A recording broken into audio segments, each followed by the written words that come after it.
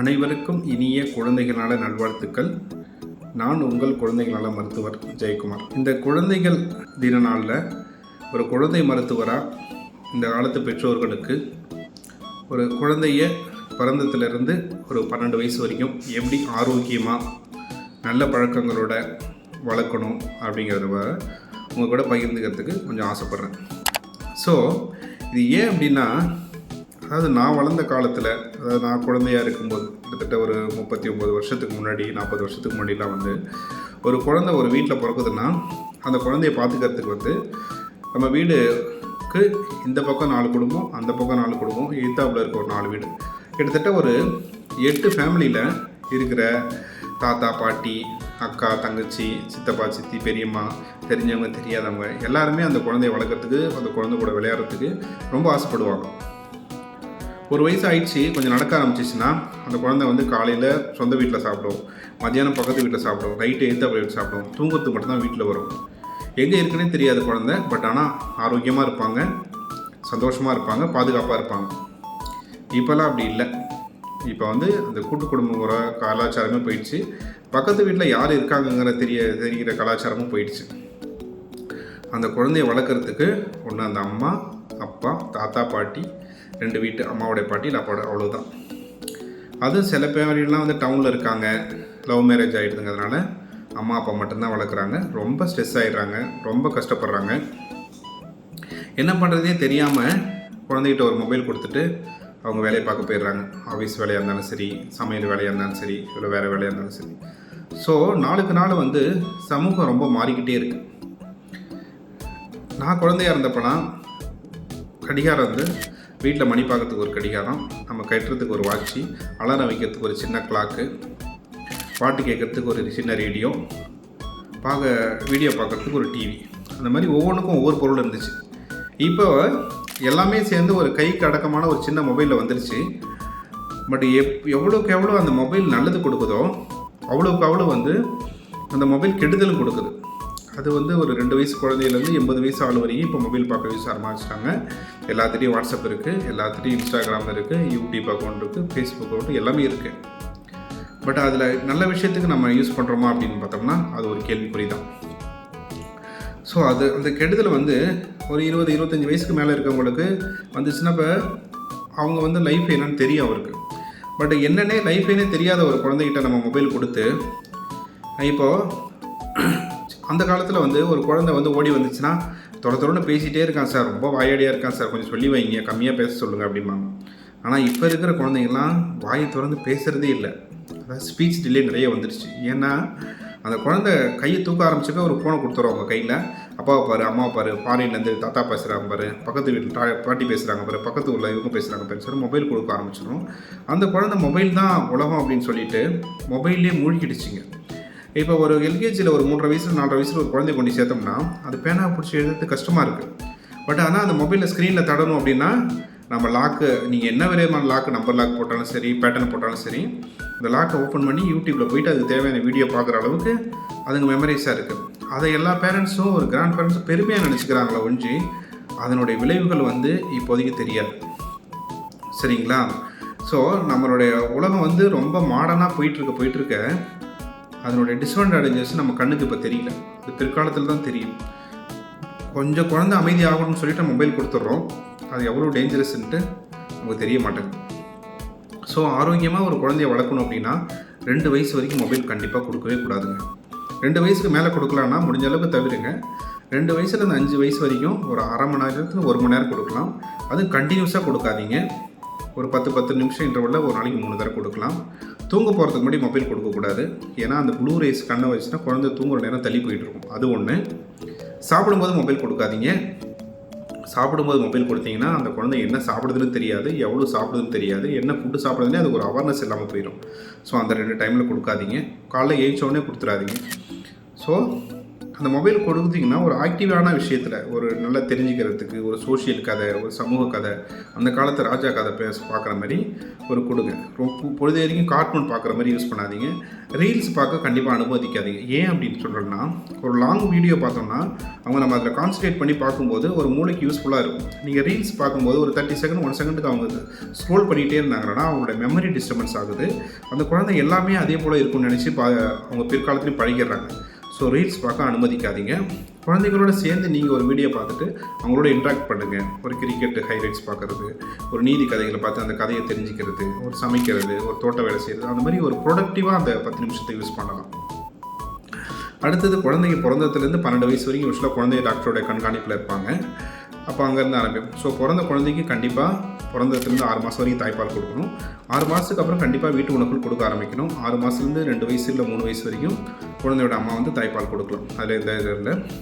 வீட்டு உணவுகள் உடனே நம்ம தாத்தா பாட்டி உடனே கேட்குறது, என்ன பிஸ்கட் தம்பி கொடுக்கலாம், என்ன செரலாக் தம்பி கொடுக்கலாம். செரலாக் உங்கள் வீட்டில் செய்கிறீங்களா, பிஸ்கட் உங்கள் வீட்டில் செய்கிறீங்கன்னா அதுக்கு பதில் வராது. ஸோ வீட்டு உணவுகள் மீன்ஸ் நம்ம வீட்டு அடுப்படியில் என்ன சமைக்கிறோமோ அது குழந்தைங்களுக்கு செஞ்சிக்கிற மாதிரி மசிச்சு மிக்சியில் போட்டு அடித்து கடைச்சி கொடுக்கணும். ஸோ 6 மாதத்துலேருந்து 7 வயசு வரைக்கும் 6 மாதத்துலேருந்து 8 மாதம் வரைக்கும் சைவ ஃபுட்டு கொடுக்கலாம். 8 மாதத்துலேருந்து அசைவம் கொடுத்துட்டு 1 வயசுக்குள்ளே உங்கள் வீட்டில் என்னென்ன சமைப்பீங்களோ எல்லாமே கொடுத்து பழகிடலாம். 1 வயசுக்கு மேலே உங்கள் வீட்டில் என்னென்ன சாப்பிடுங்க எல்லாமே கொடுத்து பழக்கப்படுத்துங்க. ஏதாவது ஒரு வேளை சாப்பாடு வீட்டில் இருக்க எல்லா ஃபேமிலி மெம்பர்ஸும் சேர்ந்து சாப்பிட்ற மாதிரி பாருங்கள். அந்த நேரத்தில் டிவி ஆன் பண்ணி வைக்க வேண்டாம். மொபைல் ஆன் பண்ணி வைக்காமல் ஒரு சந்தோஷமாக அன்றைக்கி நடந்த நல்லது கெட்டதெல்லாம் பேசிட்டு பண்ணிங்கன்னா அப்போ தான் குழந்தைங்களுக்கு ஒரு டைனி டேபிள் அவேர்னஸ் வரும். அப்போ தான் ஒரு சோஷியல் ஒரு அவேர்னஸ் குழந்தைங்களுக்கு வரும். தாத்தா பாட்டிகளுக்கு ஒரு பேச்சு துணைக்கு யாரால் இருக்கும். ஸோ முடிஞ்ச அளவுக்கு ஒரு வேளையாக சாப்பாடு எல்லோரும் ஒன்றா உட்காந்து சாப்பிட்ற மாதிரி பாருங்கள். ஸோ இது ஒன்று. அடுத்தது தடுப்பூசி வந்து நீங்கள் பிறக்கும்போதே உங்களுக்கு ஊசி போட்டு தான் அனுப்புவாங்க. 3 ஊசி போடுவாங்க. இடது கையில் போகிறது அம்மை ஊசி, தொடையில் போகிறது மஞ்சக்காமலை ஊசி, வாய் வழியாக போகிறது புளி சொட்டு மருந்து. அந்த ஊசி போட்டதுக்கப்புறம் 1.5 மாதம் 2 மாதம் 3 மாதத்தில் ஜிஹெச்சில் ஊசி போடுவாங்க. திருப்பி 9 மாதத்தில் ஒரு ஊசி போடுவாங்க. 1.5 வயசில் ஒரு ஊசி, 5 வயசில் ஒரு ஊசி, 10 வயசில் ஒரு ஊசி, 15 வயசில் ஒரு ஊசி. ஸோ இந்த ஊசியெல்லாம் நீங்கள் கரெக்டாக போட்டிங்கன்னா இன்வெர்டிவில் உங்களுக்கு எதாவது பூச்சி கடிச்சிச்சுனாவோ ஏதாவது அடிப்பட்டு ரத்த காயம் வந்துச்சுனாவோ டிடி ஊசி தேவைப்படாது. இது வந்து நீங்கள் இந்தியா கவர்மெண்ட் போகிற ரெகுலர் ஷெட்யூல். 6 மாதம் முடிஞ்ச குழந்தைங்களுக்கு ப்ரைவேட்டில் வந்து ஃப்ளூ வேக்சின் போடுவாங்க. ஏன் அப்படின்னா வருஷம் சளி பிடிக்கிற அந்த சிவியரிட்டியை டூரேஷனை கம்மி பண்ணுறதுக்காக ஃப்ளூ வேக்சின் போடுவாங்க. இது 6 மாதத்தில் ஒரு ஊசி, 7 மாதத்தில் ஒரு ஊசி, அப்புறம் வருஷத்துக்கு ஒரு தடவை மழைக்காலம், அதாவது பருவமழைக்காலம். தமிழ்நாட்டில் வந்து ஆகஸ்ட்லேருந்து பிப்ரவரி பருவமழைக்காலம், குளிர்காலம். அந்த காலத்து அதுக்கு வரத்துக்கு முன்னாடி நம்ம போட்டுக்கிறது பெட்டர். திரும்ப 6 மாதத்தில் வீட்டு உணவுகள் கொடுக்க ஆரம்பிச்சுன்னா அந்த சாப்பாடில் கிருமியோ தண்ணியோ இருந்துச்சுன்னா அது வழியாக தண்ணியில் கிருமி இருந்துச்சுன்னா அது வழியாக வர டைஃபாய்டை தடுக்கிறதுக்காக லைஃப்பில் ஒரே ஒரு டைம் டைஃபாய்டு வேக்சின் போடணும். திரும்ப பர்த்டே முடிஞ்சதுக்கப்புறம் 1 வயசுக்கு அப்புறம் ஹெப்படைட்டிஸ் ஏங்கிற மஞ்சக்காமலை ஊசி போடணும். 1.25 வயசில் இந்த வேரிஸில் சிக்கன் பாக்ஸ் இருக்குங்களே அதை வந்து தராமல் இருக்கிற 1.25 வயசில் ஒரு ஊசியும் அதனோட செகண்ட் டோஸை வந்து 3 மாதம் கழிச்சும் போடணும். ஸோ வேக்சின் உடனே நமக்கு அடுத்த ஞாபகம் வரது வந்து ஏஆர்வி, அதாவது ரேபிஸ்.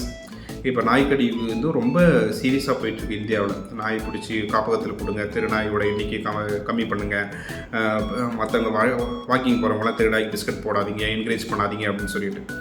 ஸோ ஏன் அப்படின்னு சொன்னோம்னா அந்த நாய்க்கடினால் வர ரேபிஸுங்கிற வந்து ஒரு தீவிர கொடூரமான நோய். அந்த நோய் வந்துருச்சு அப்படின்னு பார்த்தோம்னா நம்ம யாராலையும் காப்பாற்றவே முடியாது. இது வரைக்கும் அதுக்கு மருந்து கண்டுபிடிக்கவே இல்லை. நம்ம நாடுகளில் அமெரிக்கா, ஆப்பிரிக்கா, இங்கிலாந்து எங்கேயுமே அந்த மருந்து கண்டுபிடிக்கல. ஸோ நாய் கடிச்சிருச்சுன்னா நாய் கடிக்கிறது பூனைக்கடி. கடிச்சிருச்சு, புரண்டிடுச்சு, டவுட்ஃபுல்லாக இருக்குது, இல்லை நம்ம உடம்புல ஒரு ரத்த காயம் இருக்குது, அதை நக்கிடுச்சுன்னா கண்டிப்பாக ஊசி போடணும்.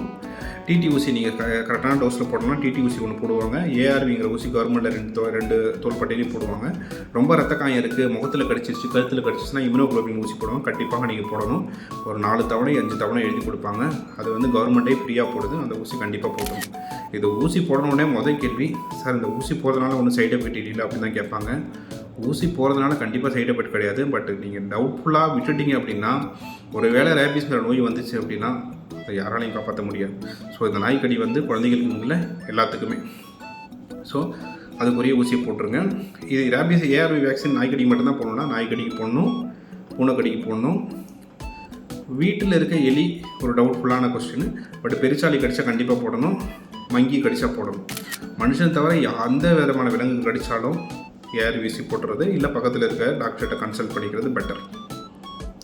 அடுத்ததாக வந்து நம்ம வந்து குழந்தைகளுக்கு வந்து கை வைத்தியம் பண்ணுறதை முடிஞ்ச அளவுக்கு அவாய்ட் பண்ணுங்கள். ஏன்னா முன்னாடிலாம் ஒரு வீட்டில் ஒரு 4-5 குழந்தைங்க இருந்துச்சு, என்ன பண்ணாலும் வளர்ந்துருங்க, இப்படியே தான் இருக்கும். இப்போலாம் ஒரு குழந்தை பிறந்து அந்த ஒரு குழந்தைய வளர்க்குறதுக்கு குதிரை கொம்பு ஆகிடுச்சு, வளர்க்குறதுக்கு ஆளும் இல்லை, அதான் முக்கியம்.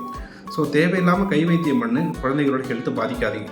என்னென்ன பண்ணக்கூடாதுன்னா, பிறந்ததுலேருந்து சொல்கிறேன், பிறந்த குழந்தைக்கு வந்து வயிறு வலி இருக்குன்னு உரமருந்து ஊற்றுறது, இளமருந்து அரைச்சி ஊற்றுறது, தொப்புள்ள கண்டதையும் வைக்கிறது, மோஷன் போகிறங்கிற பேரில் வந்து ஆசன வாயில் வந்து வெத்தலை கம்பை சொருகிறது, இல்லை அப்படின்னா தீக்குச்சி எடுத்து வைக்கிறது, அந்த மாதிரி பழக்கங்கள் பண்ணாதீங்க.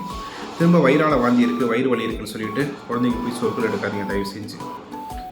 அடுத்தது வந்து அக்கி இந்த முகத்தில் ஏதோ கொப்பளம் இருக்குது, உடம்புல ஏதோ கொப்பளம் இருக்குது அப்படின்னு சொல்லிட்டு இந்த மண்ணள்ளி பூசுகிறேன் அப்படிங்கிற பேரில் எழுதுறங்க பேரில் பண்ணாதீங்க. ஏன் அப்படின்னா, இப்போ நம்ம உடம்புல சீழ்கொப்பளம் வரதுக்கு ரீசனே வந்து உடம்புல சுத்தம் இல்லாமல் இருக்குது தான்.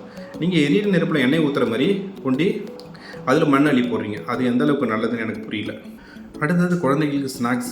இப்போல்லாம் வந்து ஸ்கூலில் வந்து ஸ்நாக்ஸ் டைம்னு ஒன்று வச்சுருக்காங்க. அதுக்கு வந்து பேரண்ட்ஸே வீட்டிலேருந்து ஸ்நாக்ஸ் கொடுத்து அனுப்பணும் அப்படின்னு சொல்ல ஆரம்பிச்சிட்டாங்க. அந்த ஸ்நாக்ஸை வந்து தயவு செஞ்சு கடையில் வாங்கி கேக்கு, பிஸ்கட்டு, இந்த லேஸு, குர்குரே, சாக்லேட் கண்டிப்பாக கொடுத்து அனுப்பாதீங்க. ஒரு குழந்தை சாப்பிட்றத பார்த்துட்டு மற்ற குழந்தைங்களும் அதையே கேட்குறாங்க. ஹெல்த்தி ஸ்நாக்ஸ் நிறைய இருக்குது, நம்ம வீட்லேயே ஏதாவது ஸ்நாக்ஸ் செஞ்சு கொடுத்து அனுப்பலாம். இல்லைன்னா கடையில் வாங்கி தான் கொடுக்கணுன்னா கடையிலேயும் நல்ல ஹெல்த்தி ஃபுட்ஸ்லாம் இருக்குது. ஒரு கடலை மிட்டாயி, ஒரு எள்ளு மிட்டாயி, ஒரு பொரி உருண்டை, ஒரு பாதாம், பிஸ்தா, நட்ஸு, வால்நட்டு, இந்த மாதிரி ஹெல்த்தி ஃபுட்ஸ் செஞ்சு கொடுங்க. இல்லையே நீங்கள் வீட்லேயே வந்து ஒரு வெள்ளரி பிஞ்சை கட் பண்ணி கொடுக்கலாம், ஒரு கேரட்டை இது பண்ணி கொடுக்கலாம், அந்த மாதிரி நீங்கள் வீட்லேயே முறுக்கு சுட்டு கொடுக்கலாம். இந்த மாதிரி ஹெல்த்தி ஃபுட்ஸாக கொடுத்து அனுப்புங்க. நீங்கள் வந்து ஸ்நாக்ஸ் கொடுக்குறங்கிற பேரில் அவங்கள வயிறில் கண்டதையும் கொடுத்து நிரப்பிட்டிங்கன்னா வயிறு வலி இருக்கும், வீட்டு உணவுகள் மேலே நாட்டங்கள் வராது. அடுத்து குழந்தைங்க ஸ்கூலுக்கு போயிட்டு வந்தாலும் சரி, டாய்லெட் போயிட்டு வந்தாலும் சரி, இல்லை எங்கேயா வெளியில் போயிட்டு வந்தாலும் கை கழுவிக்கிட்டு சாப்பிட பழக்கப்படுத்துங்க. ப்ளஸ் வெளியில் போகும்போது கால்லாம் செப்பல் போட்டுட்டு போக சொல்லுங்கள், போயிட்டு வந்தோம்னா கை கால் கழுவ சொல்லுங்கள். ஏன்னா கை கால் சுத்தம் இல்லாதனால தான் குழந்தைங்களுக்கு பூச்சி வருது. அந்த பூச்சி வரதுனால சரியாக சாப்பிட மாட்டாங்க, மோஷன் படுத்த சொல்லிக்குவாங்க, வயிறு வலி வரும். ஸோ டிவார்ம் வந்து ஒரு வயசுக்கு மேலே எல்லா குழந்தைங்களும் கண்டிப்பாக பண்ணணும். 6 மாதத்துக்கு ஒரு தடவை கண்டிப்பாக பண்ணலாம். ஜிஹெச்லேயே மாத்திரை ஃப்ரீயாக கொடுக்குறாங்க. 6 மாதத்துக்கு இடையில இன்வெர்டிவில் ஏதாவது அரிச்சிக்கிட்டாங்க பூச்சி பார்த்தீங்கன்னா கண்டிப்பாக கொடுக்கலாம்.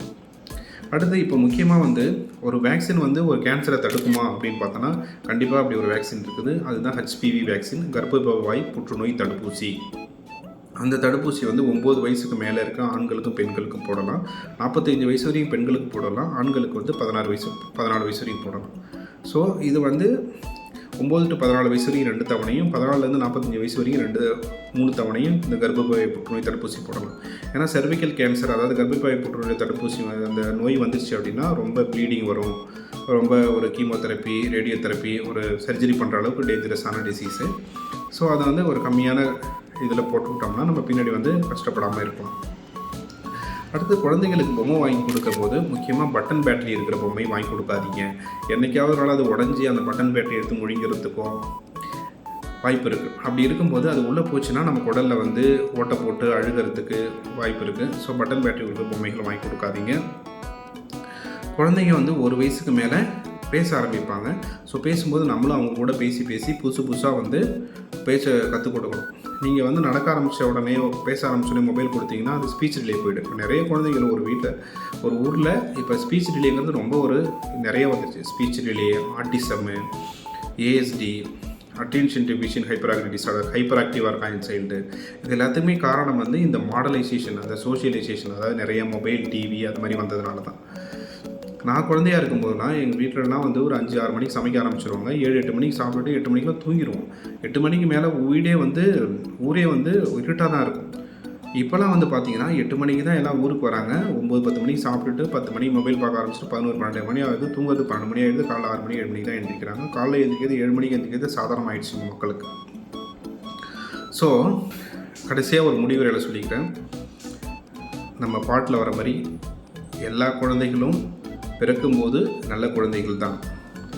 அவர் நல்லவராவதும் கெட்டவராவதும் அன்னை வளர்ப்பினிலே, பெற்றோர்கள் வளர்ப்பினிலே.